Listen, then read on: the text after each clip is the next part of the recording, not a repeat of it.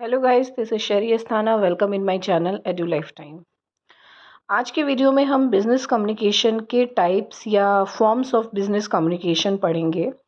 कितनी तरीके से कम्युनिकेशन एक बिजनेस के अंदर किया जाता है, क्या क्या टाइप हैं, उनके क्या क्या मीनिंग होते हैं, उनके भी क्या क्या सब पार्ट्स हैं, इसके बारे में हम पूरा का पूरा पढ़ेंगे। ऑर्गेनाइजेशन के अंदर बहुत सारे मेथड्स होते हैं, चैनल होते हैं और बहुत सारे डायमेंशंस बनाए जाते हैं जिनके थ्रू मैसेज पास होता है एक पर्सन से दूसरे पर्सन के पास में। कम्युनिकेशन का प्रोसेस हम ऑलरेडी पहले ही समझ चुके हैं कि ये हेल्प करता है एक पर्सन को अंडरस्टैंड करने में कि जो मैसेज उसको कन्वे किया गया है, तो वो पूरे प्रोसेस के थ्रू होता है। कोई भी ऑर्गेनाइजेशन की जो सक्सेस है वो डिपेंड करती है कि उस ऑर्गेनाइजेशन का कम्युनिकेशन सिस्टम किस तरीके का है।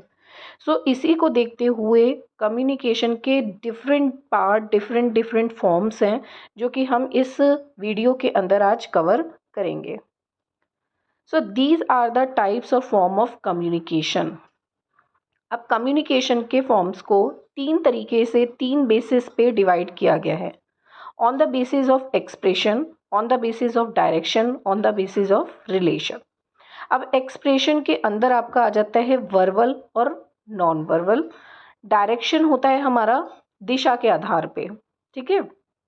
कम्युनिकेशन एक बिजनेस के अंदर, एक ऑर्गेनाइजेशन के अंदर जो डायरेक्शन का जो मतलब हो गया वो हो गया है आपका कि जो एम्प्लॉय हैं उनकी रैंकिंग के हिसाब से, उनकी जो पोस्ट है, उनकी जो पद है, उनके हिसाब से किस तरीके से फ्लो हो रहा है कम्युनिकेशन, तो ये भी हम पढ़ेंगे। और रिलेशन हो गया रिश्तों के आधार पे, तो इसको हम डीपली पढ़ेंगे, आगे वीडियो में आगे पढ़ेंगे। तो सबसे पहले आता है हमारा on the basis of expression.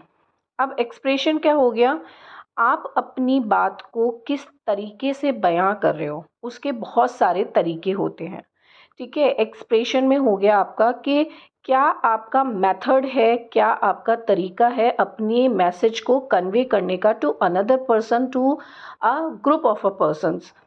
इसमें डिवाइड किए गए हैं वर्बल और नॉन वर्बल। वर्बल जो होता है वो हमारा, वर्बल के अंदर कहा जाता है कि जहाँ पर हम शब्दों का यूज़ करते हैं। वर्बल और नॉन वर्बल में आप ये मत समझ लीजिएगा कि वर्बल के अंदर ओरल आएगा और नॉन वर्बल में रिटन आएगा, नहीं। वर्बल के अंदर ही ओरल और रिटन होते हैं, नॉन वर्बल हम आगे पढ़ेंगे। तो वर्बल कम्युनिकेशन जहाँ पर शब्दों को लिखकर या बोलकर अपनी बात को रखा जाता है वो हमारा वर्बल कम्युनिकेशन कहलाया जाता है।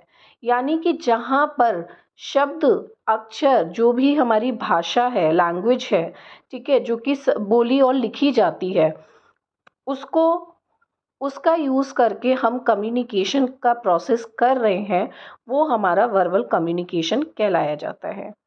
Words are most accurate and powerful set of symbols. अब क्योंकि हमें पता है कि कोई भी जो भाषा होती है उसमें प्रॉपर पूरा का पूरा एक सेट होता है। हम बचपन से हिंदी, इंग्लिश, मल्टीपल लैंग्वेज पढ़ते चले हुए आए हैं और हर किसी का ना एक पूरा का पूरा एक ग्रामर होती है, वोकैबलरी होती है, और ये सब मिलकर एक क्या करते हैं, सेट ऑफ, आप कह सकते हो कि पूरे ऑपरेट करता है एक पूरी कम्युनिकेशन को। सेटअप सिंबल्स होते हैं इसके अंदर, और एक एक्यूरेट मैसेज को कन्वे करने के लिए वर्बल कम्युनिकेशन बहुत ही इम्पॉर्टेंट होता है। अब वर्बल कम्युनिकेशन को दो तरीके से डिवाइड किया गया है, ओरल और रिटन, जो कि हम बचपन में पढ़ चुके हैं, लिखित और मौखिक। ओरल होता है हमारा मौखिक, यानी जो आप मुंह से बोल रहे हो। When communication is done by words spoken, आप जब बात कर रहे हो मुंह से, जहाँ पे लिखा नहीं जा रहा है, फेस टू फेस बात हो रही है या ऑन कॉल बात हो रही है, जहाँ पर आप सुन रहे हो, सामने वाले की वर्ड्स को सुन रहे हो और वो बोल रहा है, तो वो हमारा ओरल कम्युनिकेशन कहलाता है। In this communication, exchange of opinion is done through face to face communication, यानी आमने सामने बैठ के बात हो रही है, या किसी मैकेनिकल डिवाइस के थ्रू। मैकेनिकल डिवाइस के थ्रू मतलब क्या हो गया, फ़ोन कॉल के थ्रू, वॉइस कॉल के थ्रू। तो किसी भी मैकेनिकल डिवाइस के थ्रू जब आप कम्युनिकेशन करते हो, ठीक है? और वो भी बोलकर, जहाँ पे आप सुन पा रहे हो, रिसीवर सुन पा रहा है और सेंडर जो है वो बोल पा रहा है, तो वो हमारा ओरल कम्युनिकेशन होता है। अब ओरल कम्युनिकेशन को बहुत जगह यूज़ किया जाता है, जैसे स्पीचेज़ में, इंटरव्यू में, आप सेमिनार कर रहे हो, टेलीफ़ोन है, तो ओरल कम्युनिकेशन कितना इम्पोर्टेंट हो गया है बिज़नेस के लिए, ये आप समझ सकते हो। मोस्टली जो है क्या कहते हैं, काम जितना रिटन होता है एज़ एन फॉर प्रूफ के लिए, ठीक है? एज़ एन जो है आपके डॉक्यूमेंट्स को सेव करने के लिए, बट ओरल कम्युनिकेशन के बिना कोई भी बिज़नेस नहीं चल सकता है। So in the oral communication, receiver also come to know the body language of the sender. अब ये बहुत इम्पॉर्टेंट है। जब हम सामने आमने बात करते हैं, फेस टू फेस कम्युनिकेशन करते हैं, तो फेस टू फेस कम्युनिकेशन में हमें बहुत क्लियरली पता चलता है कि पर्सन जो बोल रहा है, साथ के साथ में उसकी बॉडी लैंग्वेज देखकर कि उसके हाव भाव क्या हैं, उसके उस बात करने के पीछे की मंशा क्या है, एंगर है और गुस्सा है या खुशी है या वो सीरियस है, किस तरीके से।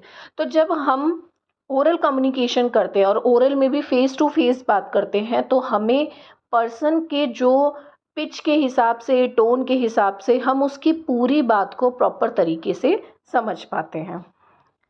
नेक्स्ट है हमारा written communication. It is also the part of verbal communication. अभी हम फर्स्ट पॉइंट पे पढ़ रहे हैं on the basis of expression, और on the basis of expression का वर्बल कम्युनिकेशन में ओरल और रिटन आता है। रिटन कम्युनिकेशन जहाँ पर आप अपनी जो लैंग्वेज है उसको लिख कर एक्सप्रेस कर रहे हो अपने मैसेज को, और उसको आप अपने रिसीवर को भेज रहे हो।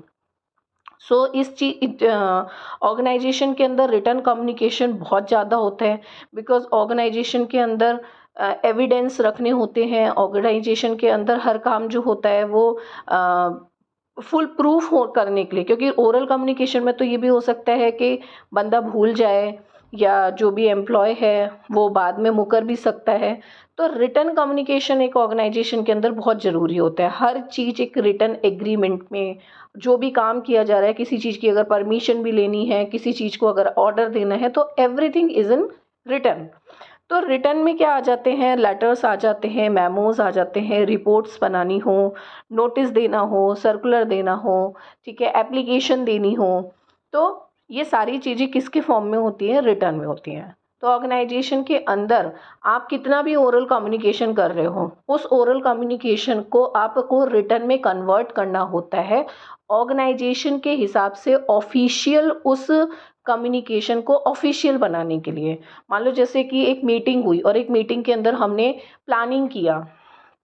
अब प्लानिंग करने के टाइम पे हम ओरल कम्युनिकेशन का यूज़ कर रहे हैं, बात कर रहे हैं, और जब उसके बाद में प्लानिंग हमारी प्रॉपर तरीके से बन गई है, तो कहीं कोई एम्प्लॉय उसको भूल ना जाए, या हमने प्लानिंग में क्या क्या चीज़ें डिस्कस की थी, क्या क्या चीज़ें होनी थी, उन सब चीज़ों को ध्यान में रखते हुए oral communication important, sorry, written communication important हो जाता है, और बाद में उसकी प्रॉपर पूरी समरी बनती है कि हमने क्या बात की थी मीटिंग के अंदर, उसका पूरा का पूरा एक समराइजेशन होता है।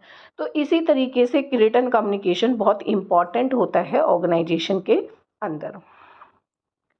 अब बात आती है non verbal. Non verbal communication होता है हमारा कि जहाँ पर आप बिना कोई वर्ड्स को यूज़ किए अपनी बात कह देते हो। इसके अंदर साइन लैंग्वेज होता है, इसके अंदर जो मैसेज जो आप कन्वे कर रहे हो, सामने वाले के अपीयरेंस के हिसाब से, साइलेंस के हिसाब से, आई कांटेक्ट के हिसाब से, उसके उठने बैठने के तरीके के हिसाब से भी आपको मैसेज मिल जाता है। अब नॉन वर्बल कम्युनिकेशन को क्लासिफाई किया गया है 3 पॉइंट्स में, बॉडी लैंग्वेज और आपका साइन लैंग्वेज और पैरा लैंग्वेज। अब बॉडी लैंग्वेज के अंदर क्या होता है कि पर्सन की बॉडी को देखकर आप अंदाज़ा लगा सकते हो कि वो क्या कहना चाहता है, या क्या प्रॉब्लम है, या क्या बात है, ठीक है, या वो आपको क्या मैसेज कन्वे कर रहा है। तो जैसे कि सर पे हाथ रख कर बैठना, ये क्या हो गया, एक स्ट्रेस का कारण हो गया, ठीक है। और इधर उधर भागना, बहुत ही ज़्यादा टेंस, जैसे क्या कहते हैं, माथे पे लकीरें आ जाना और आँखों को चढ़ा लेना, ठीक है? या फिर कोई पर्सन है जो बैठे-बैठे पैर हिला रहा है, तो इसका मतलब क्या है, वो किसी टेंशन में है, ठीक है? कोई पर्सन है बहुत कंफर्टेबली बैठा हुआ है, तो क्या दिखाया जा रहा है कि वो बहुत कॉन्फिडेंट है। तो ये भी क्या है, एक बात आपको कन्वे कर रहा है, एक मैसेज आपको कन्वे कर रहा है। तो ये सारी चीज़ें होती हैं हमारी बॉडी लैंग्वेज में, जो कि एक मैसेज को कन्वे करती हैं। जहाँ पे कुछ नहीं बोला जा रहा है, बिल्कुल साइलेंस है, ठीक है? बट जो बॉडी लैंग्वेज है पर्सन की, उसके हिसाब से आप खुद ही अंदाज़ा लगा लेते हो कि किस तरीके से क्या जो पर्सन है वो क्या मैसेज कन्वे कर रहा है। देन उसके बाद है हमारा sign language. Sign language different different होते हैं, ठीक है? जहाँ पे आपको कोई ना कोई चिन्ह के आधार पर मैसेज मिल जाता है। साइन का मतलब क्या होता है? चिन्ह। अब साइन में भी दो तरीके के साइन होते हैं, audio science and visual science. Audio में क्या हो गया, जैसे बेल बजना, स्कूल की घंटी बजती है, तो इसका मतलब क्या हो गया, जैसे पीरियड्स के हिसाब में होता है कि 1 बजी तो फर्स्ट पीरियड है, 2 बजी तो सेकंड पीरियड है, टन टन टन टन हुआ तो या तो आपका इंटरवल हुआ है या फिर आपकी छुट्टी हुई है। सेम एज़ ऑडियो में सायरन हो गए, आप एम्बुलेंस, पुलिस की जो गाड़ी होती है उनके सायरन होते हैं या किसी खतरे का सायरन होता है। ये सब हमारे क्या होते हैं, ऑडियो साइंस होते हैं। इसमें कोई भी लैंग्वेज का यूज़ नहीं किया जा रहा। लैंग्वेज मतलब स्पोकन लैंग्वेज का, ओरल में और इसमें जो हम लैंग्वेज यूज़ करते हैं रिटन में, वो लैंग्वेज नहीं, बस केवल ये साइन है जो कि आपको कुछ बताना चाह रहा है। उसके बाद में आपका आते हैं विजुअल साइन। विजुअल साइन के अंदर आप देख के समझ पाते हो। जैसे मैप्स होते हैं, आप कहीं रास्ते में जा रहे हो और एरो बनाए हुए हैं और वहाँ एरो जो है, या फिर आप जैसे वॉशरूम्स होते हैं, मेंस एंड वुमेन का एक फ़ोटो लगा दिया, तो जहाँ पे मेन का फ़ोटो है मतलब वो मेंस टॉयलेट है, जहाँ पे वुमेन का है वो वुमेन्स टॉयलेट है। सेम उसी तरीके से विजुअल साइन में आपका जो ट्रैफिक लाइट्स होती हैं, ट्रैफिक लाइट्स अपने आप में ही आपको बता देती है, वो विजुअल है, आपको देख के ही पता चल रहा है, ठीक है? कि ग्रीन हो गई तो हमें चलना है, रेड हो गई है तो हमें रुकना है। तो ये हमारे साइन लैंग्वेज होते हैं। उसके बाद आता है आपका पैरा लैंग्वेज, जो कि आपका नॉन वर्बल का पार्ट है। अब पैरा लैंग्वेज होते हैं बहुत ही मतलब बारीक है ये, नॉन वर्बल कम्युनिकेशन का जो ये पॉइंट है बहुत बारीक है, जहाँ पर आप पर्सन का जो टोन होता है उसके हिसाब से समझ जाते हो कि ये जो मैसेज कन्वे कर रहा है इसके पीछे मंशा क्या है। बहुत तेज टोन में बात कर रहा है तो मतलब गुस्सा है, और बहुत धीमे टोन में बात कर रहा है तो अलग तरीके से जो भी समझना चाह रहा है। पिच, ठीक है, बात करने की जो पिच है, वॉल्यूम, ठीक है, सेंटेंसेस बोल रहा है जब तो वो उसमें बीच बीच में हकला रहा है, ब्रेक कर कर के बोल रहा है, तो यानी कि उस वो जो है किसी तरीके से किसी स्ट्रेस में है या वो बताना चाह रहा है पर बता नहीं पा रहा है। तो ये सारी चीज़ें मैसेज कन्वे करने में बहुत इम्पॉर्टेंट, ये जो छोटी छोटी चीज़ें होती हैं इससे भी आप अंदाज़ा लगा सकते हो कि सेंडर अपने मैसेज को केवल कन्वे नहीं कर रहा है, कन्वे करने के साथ में आपको और भी इन्फॉर्मेशन पास कर रहा है कि इसके पीछे का एक्सप्रेशन क्या है। अगर मैं आपको बोल रही हूँ कि मैं जा रही हूँ, ठीक है, और मैं जा रही हूँ केवल मुझे ये नहीं बताना, बट मैं इसके पीछे कितने वॉल्यूम का यूज़ कर रही हूँ, ठीक है, तेज चिल्ला के बोल रही हूँ कि मैं जा रही हूँ, तो इसका मतलब क्या हो गया, कहीं ना कहीं कोई गुस्सा है। हंस के बोल रही हूँ, इसका मतलब मैं बहुत ही न्यूट्रल वे में जा रही हूँ, ठीक है। तो मल्टीपल तरीके हो जाते हैं जब आप अपना मैसेज कन्वे करते हो, तो ये भी देखना ज़रूरी होता है कि उसके पीछे वॉल्यूम क्या है, टोन क्या है, पिच क्या है, और आप समझ पाते हो कि सेंडर एक्चुअल में किस वे में कहना चाहता है। और ये तभी हो पाता है जब आप ओरल कम्युनिकेशन करते हो। नेक्स्ट हमारा आता है on the basis of direction. अब डायरेक्शन में हमारा आते हैं vertical, horizontal and diagonal. Vertical होता है हमारा ऊपर से नीचे, मतलब सीधा, बिल्कुल। आप ऊपर से नीचे भी हो सकता है, नीचे से ऊपर भी हो सकता है। अब ऑर्गेनाइजेशन के अंदर जो हायरार्की होती है, हायरार्की मतलब टॉप लेवल मैनेजमेंट सबसे ऊपर, then middle level management, then lower level management. तो जो हमारे कम्युनिकेशन होता है वो नॉर्मली ऊपर से नीचे और नीचे से ऊपर जाता है, जिसको हम वर्टिकल कहते हैं। वर्टिकल में आप हमेशा याद रखो सीधी लाइन, ऊपर से नीचे या नीचे से ऊपर। तो वर्टिकल को दो तरीके से डिवाइड किया है, वर्टिकल कम्युनिकेशन को, कि ऑर्गेनाइजेशन में अगर वर्टिकल कम्युनिकेशन है तो दो तरीके से हो रहा है। कैसे? कि डाउनवर्ड और अपवर्ड। डाउनवर्ड कम्युनिकेशन में होता है जब टॉप लेवल मैनेजमेंट से कोई भी नोटिस या किसी भी तरीके का सर्कुलर पास किया जाता है नीचे के मैनेजमेंट को, यानी ऊपर से नीचे आ रहा है।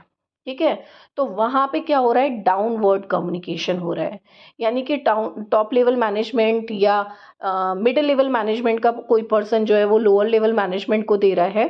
तो जब कोई भी कम्युनिकेशन ऊपर से लेके नीचे आता है तो वो डाउनवर्ड कम्युनिकेशन होता है, और अगर अपवर्ड कम्युनिकेशन होता है जब लोअर लेवल मैनेजमेंट से कोई भी कम्युनिकेशन ऊपर के साइड में जाता है, यानी कि जिसके अंदर एप्लीकेशन हो सकती हैं, कंप्लेंट्स हो सकती हैं, या आपसे अगर सजेशंस मांगे हुए हैं तो सजेशंस हो सकते हैं। तो अपवर्ड कम्युनिकेशन क्या हो गया? सीधा ही है, अपवर्ड और डाउनवर्ड सीधा ही चल रहा है। पर सीधे में भी एक तो हो गया ऊपर से नीचे आना और एक हो गया नीचे से ऊपर जाना। तो ऊपर से नीचे जब आता है तो डाउनवर्ड कम्युनिकेशन होता है, और जब नीचे से ऊपर कम्युनिकेशन किया जाता है, यानी कि नीचे के लेवल के पर्सन ऊपर के लेवल के पर्सन से बात करते हैं, तो वो हमारा अपवर्ड कम्युनिकेशन होता है। उसके बाद आता है हमारा हॉरिजॉन्टल कम्युनिकेशन।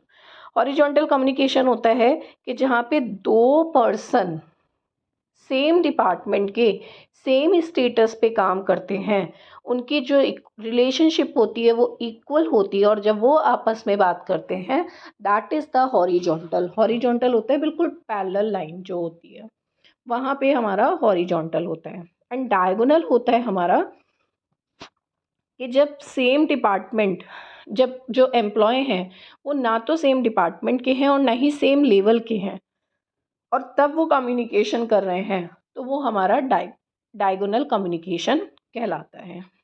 नेक्स्ट हमारा लास्ट आता है on the basis of relationship. Relation के आधार पर कम्युनिकेशन करना। अब इसमें दो तरीके से डिवाइड किया गया है, फॉर्मल और इनफॉर्मल, जिनको हिंदी में बोलते हैं औपचारिक और अनौपचारिक। तो औपचारिक और अनौपचारिक में क्या बताया हुआ है, देखो। Formal communication is the set of rules and policies. जहाँ पर आपको बहुत किसी से बात करने के लिए फॉर्मेलिटी करनी पड़ती है, वहाँ हमारा फॉर्मल कम्युनिकेशन। आप बॉस के केबिन में जा रहे हो, may I come in sir, may I go to sir, तो ये जो वर्ड्स हैं जहाँ पे आप पूछ रहे हो, परमिशन ले रहे हो, एक प्रोसीजर को फॉलो कर रहे हो, तो ये हमारा फॉर्मल कम्युनिकेशन। आपको छुट्टी पे जाना है तो उससे पहले आपको जो भी कंपनी के रूल होंगे ऑर्गेनाइजेशन के, कि छुट्टी पे जाने से पहले आपको पर्टिकुलर इस तरीके से लिख के भेजना है, मेल करना है या राइटिंग में देना है, तो आपको बता के जाना होगा। तो वहाँ पे क्या हो गया? वो फॉर्मल कम्युनिकेशन हो गया। यानी कि जब आपको किसी से भी कम्युनिकेट करने के लिए एक प्रॉपर पॉलिसी और प्रोसीजर्स को फॉलो करना पड़े, that is the formal communication. और फॉर्मल कम्युनिकेशन में ज़्यादातर रिटन कम्युनिकेशन का यूज़ होता है। तो जैसे कि आपको टॉप लेवल मैनेजमेंट के किसी पर्सन से बात करनी है, तो ऐसा तो है नहीं एक मिडिल लेवल या लोअर लेवल का पर्सन डायरेक्टली जाके सीईओ से या डायरेक्टर से बात कर लेगा। वो अपॉइंटमेंट लेगा, पूछेगा, ठीक है? या फिर किसी भी तरीके से मेल करेगा बात करने के लिए। तो वो सब क्या हो गया? एक सेट ऑफ प्रोसीजर्स को फॉलो किया जा रहा है कम्युनिकेशन करने के लिए, दैट इज़ द फॉर्मल। यानी कि आप फॉर्मेलिटी कर रहे हो, एक फॉर्मेलिटी को फॉलो कर रहे हो किसी पर्सन के साथ कम्युनिकेशन करने के लिए। इनफॉर्मल कम्युनिकेशन होता है जहाँ पर कोई प्लानिंग नहीं होती है कम्युनिकेट करने के लिए, जहाँ पर किसी भी तरीके की पॉलिसी एंड प्रोसीजर्स नहीं होते हैं। जैसे कि आप अपने दोस्तों के साथ बात करते हो, किसी भी टाइम बात कर लोगे, किसी भी तरीके से बात कर लोगे, कमेंट कर दोगे, तो वो हमारा इनफॉर्मल होता है। तो अब आप ये सोचोगे कि बिजनेस के अंदर इनफॉर्मल कहाँ हो गया? भाई ये तो ह्यूमन नेचर है। आप जहाँ भी काम करोगे एक दो लोगों के साथ आपका रिलेशन ऐसा बन ही जाएगा कि जहाँ पर उनके साथ आपका एक इनफॉर्मल रिलेशन होगा। आप उनके साथ में अपनी प्राइवेट बातें, अपनी जो प्रॉब्लम्स हैं उनको शेयर कर सकते हो, उनके साथ किसी भी तरीके से किसी भी टाइम बात कर सकते हो। तो वो हमारा इनफॉर्मल कम्युनिकेशन कहलाया जाता है। तो कोई भी ऑर्गेनाइजेशन पर्टिकुलर किसी एक कम्युनिकेशन टाइप को फॉलो नहीं करता है। इट्स टोटली डिपेंड ऑन कि सिचुएशन क्या है। किस सिचुएशन में हमको किस तरीके से बात करनी है, किस सिचुएशन में हमें किस तरीके को फॉलो करना है। सो यहाँ पे हमारा ये टॉपिक फिनिश होता है। आई होप आपको ये टॉपिक पसंद आया होगा। अगर यस तो प्लीज़ मुझे कमेंट में लिखिए, लाइक करें, शेयर करें और मेरे सब्सक्रिप्शंस को बढ़ाने में हेल्प करें। और thank you so much. Keep watching and keep learning with edu life time.